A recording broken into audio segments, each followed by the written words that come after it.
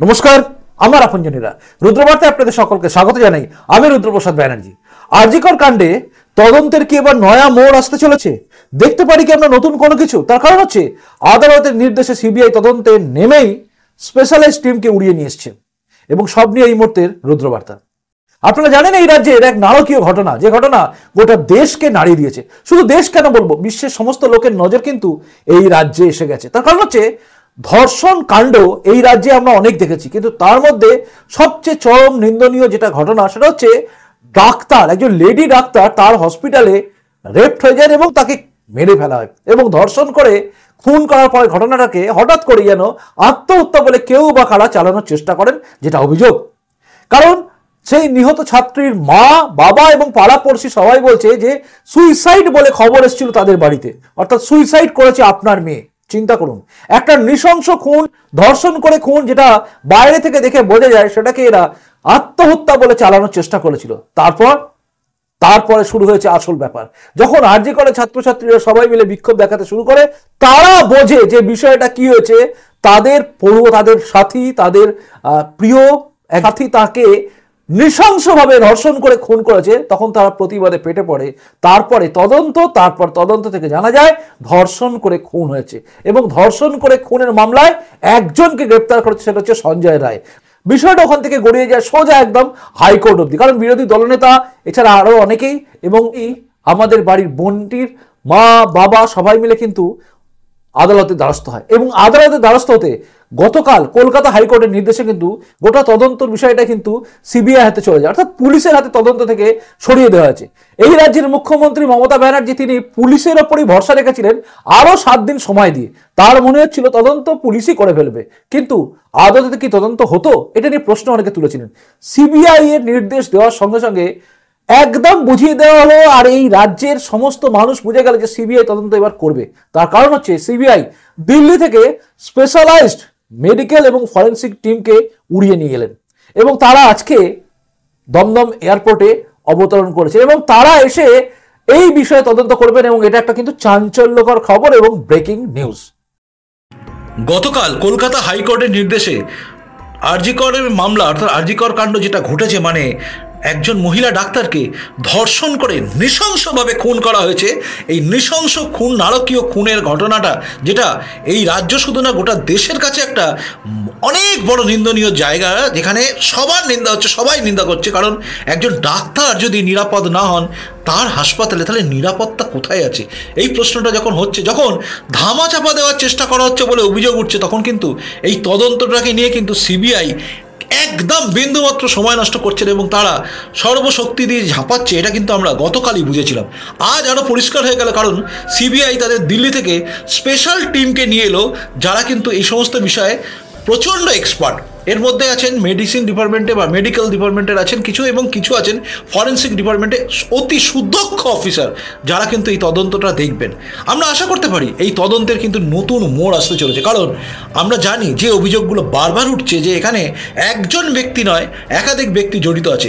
এবার সেটাই কিন্তু খুঁজে দেখা হবে, কারণ মেডিকেল এক্সপার্ট এবং ফরেন্সিক এক্সপার্ট ছাড়া এরা কিন্তু বের করা মুশকিল আছে। অর্থাৎ আমরা সাধারণভাবে কিছুই বুঝতে পারবো না বা কিছুই বলতে পারি না, শুধুমাত্র আন্দাজ করতে পারি যে নারকীয় একটা নৃশংস একটা ঘটনা ঘটিয়ে দেওয়া হয়েছে এই রাজ্যে।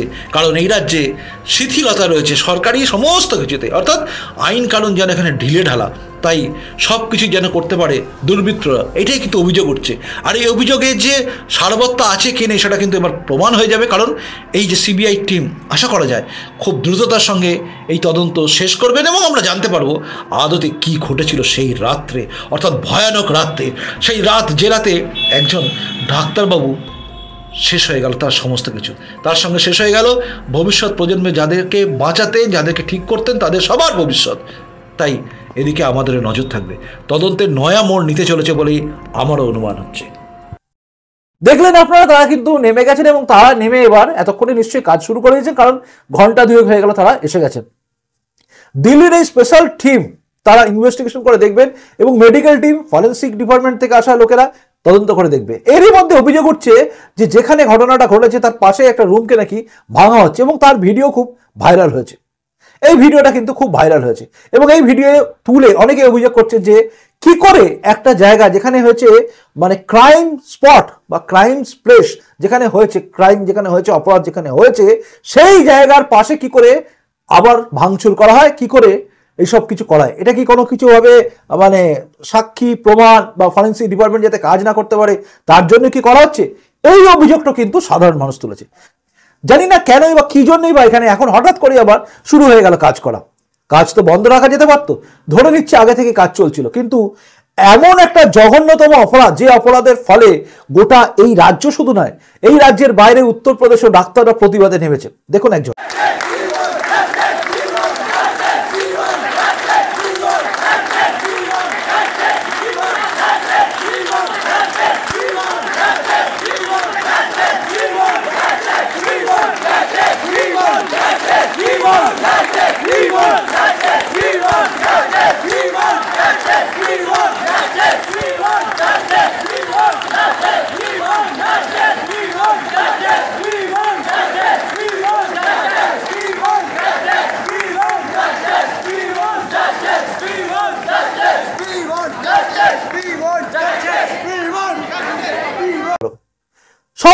সব জায়গায় এইভাবে প্রতিবাদ চলছে এবং সবাই উত্তাল হয়ে উঠেছে।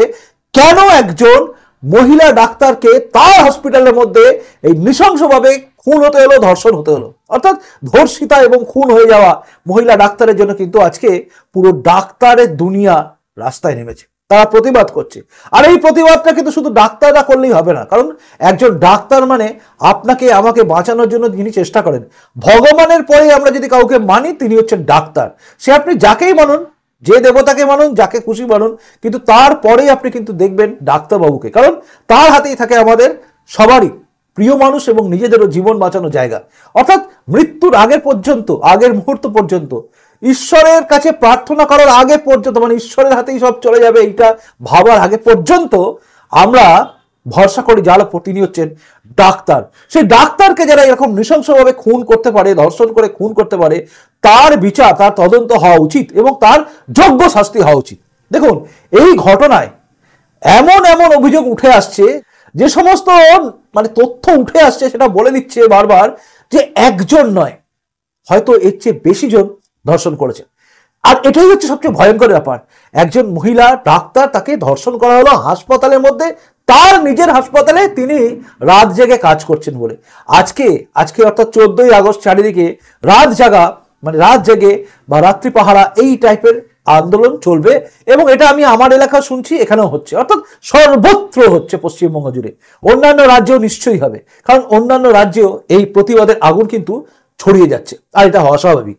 এবং এই প্রতিবাদের সামিল হওয়া উচিত আপামর জনগণের, কারণ আমি আবারও বলছি, আপনার আমার বেঁচে থাকার মানে ঈশ্বরের পরেই যদি কারোর হাতে থাকে আমাদের বেঁচে থাকা, টিকে থাকা, তাহলে সেটা হচ্ছে ডাক্তার। একজন ডাক্তারের হাতেই সবকিছু থাকে, তাই ডাক্তার বাবুকে বাঁচানোর দরকার, ডাক্তারদের বাঁচানো দরকার। মহিলা ডাক্তারকে যখন এইভাবে ধর্ষণ করে খুন করা হয়েছে তখন তার পাশে দাঁড়ানোর দরকার।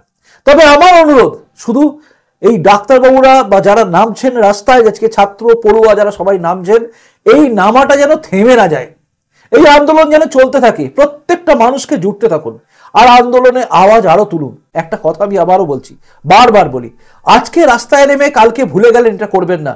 প্রতিটা মানুষকে, আপনি ডাক্তার, আপনি আপনার যে সমস্ত রোগী আসছে প্রত্যেককে বোঝান যে এই সরকারের কাছে থাকলে, এই সরকার থাকলে আমাদের কি অবস্থা হতে পারে।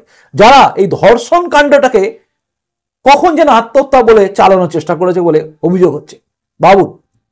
পার্ক স্ট্রিট কাণ্ড, সেখানেও কিন্তু একইভাবে ধর্ষণের ঘটনাকে ছোট করা হয়েছিল, মনে আছে নিশ্চয়ই।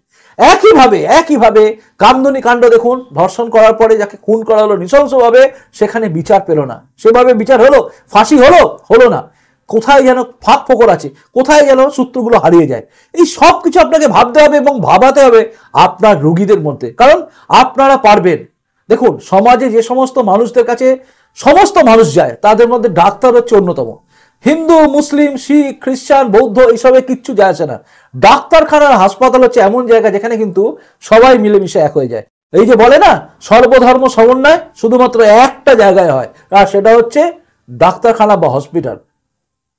কেউ কারো ধর্ম দেখে না। তাই এইখানে দাঁড়িয়ে আপনাদের বোঝাতে হবে, আপনারা হচ্ছেন সেই জায়গা যেখানে দাঁড়িয়ে বোঝাতে পারবেন এই রাজ্যে আমাদের অবস্থা ঠিক কি আছে। আজকে যদি ডাক্তারবাবু আপনারা যদি নিরাপদ না হন, তাহলে আমাদের বাড়ির মা বোনেরা কোথায় নিরাপদ আছে? এই প্রশ্নটা আপনাদের কাছেও রইল। এই আওয়াজ তুলুন, বুদ্ধি বেঁচে খাওয়া, চটি চাটা, বুদ্ধি বেচা ভাতাজীবীরা এখন রাস্তায় এক এক করে নামছেন, এবং তারা আবার মমতা বন্দ্যোপাধ্যায়ের বিরুদ্ধে কোনো স্লোগান তুললেই সেখান থেকে চলেও যাচ্ছেন। এই অভিযোগ আসছে। ভালো হচ্ছে, নামুন, নামার দরকার আছে। আপনাদের গায়ে লোকে থুতু দিয়ে দিয়েছে, কিন্তু সেই থুতুটাকে পরিষ্কার করে নামুন, যাতে আগামী দিনে আপনাদের নাম শুনলেই না লোকে ভাবে গালাগালি। সেই জায়গায় আছে। গোটা ভারতবর্ষের লোক আজকে তাকিয়ে আছে পশ্চিমবঙ্গের দিকে। পশ্চিমবঙ্গের সিবিআই কি তদন্ত করে বের করছে তার দিকে। আর সিবিআই অফিসারদের উচিত এই বিষয়ে তদন্ত করে একদম তাড়াতাড়ি যে সমস্ত কালপ্রিট রয়েছে, জানোয়ারগুলোকে প্রত্যেকটাকে ধরুন, এবং এই জানোয়ারগুলোর নাম প্রকাশ্যে ছবি করে দিয়ে দিন। কারণ আমরা দেখতে চাই জানোয়ারগুলো কে, তাদের বাপ মা কি, সব আমরা দেখতে চাই। কারা এই বাপ মা যে জন্ম দিয়েছে জানোয়ারগুলোকে, এগুলো দেখার ইচ্ছে খুব হয়, জানেন তো। এই যে ছবি ঝেপে দেওয়া, ঝাপসা করে দেওয়া বন্ধ করুন। এই জঘন্য দুনিয়ার জানোয়ারগুলোকে ওপেন করুন, ওপেন করে দেখান, তাদের বাড়ির লোকগুলোকে দেখান। আমরা দেখতে চাই তারা কোন বংশ থেকে, কোন বাড়ি থেকে আসে। এই ছেঁচড়া জানোয়ারগুলোকে দেখতে আমরা চাই। এগুলো হওয়া উচিত। আমরা অপেক্ষায় আছি কবে এর বিচার হয়, কবে অপরাধী, আসল অপরাধী যারা আড়ালে রয়ে গেছে, একজনের কাজ নয় বলে সবাই বলছে, তারা যাতে ধরা পড়ে। এই আন্দোলনে সবাইকে থাকতে হবে এবং এগোতে হবে। এটাই এখনকার রুদ্রবার্তা। যদি প্রতিবেদনটা ভালো লাগে লাইক করবেন, যদি মনে হয় শেয়ার যোগ্য তবে শেয়ার করবেন। আর যদি এই চ্যানেলে নতুন এসে থাকেন, চ্যানেলটা যদি ভালো লাগে তাহলে চ্যানেলটা সাবস্ক্রাইব করে আমার আপনজনে তারপর যাবেন। চলুন ভালো থাকুন এবং আন্দোলনে সামিল হন। এই প্রতিবাদ যেন আমাদের থেমে না যায়, এটাও দেখুন। আর জনে জনে প্রত্যেককে বোঝান, এই রাজ্যে মহিলারা সেফ হবে না যতক্ষণ না পর্যন্ত এই রাজ্যে এই সরকারের অপসারণ না হচ্ছে। ভালো থাকুন, আসি। নমস্কার, বন্দে মাতরম, ভারত মাতা জয় হোক, জয় হিন্দ।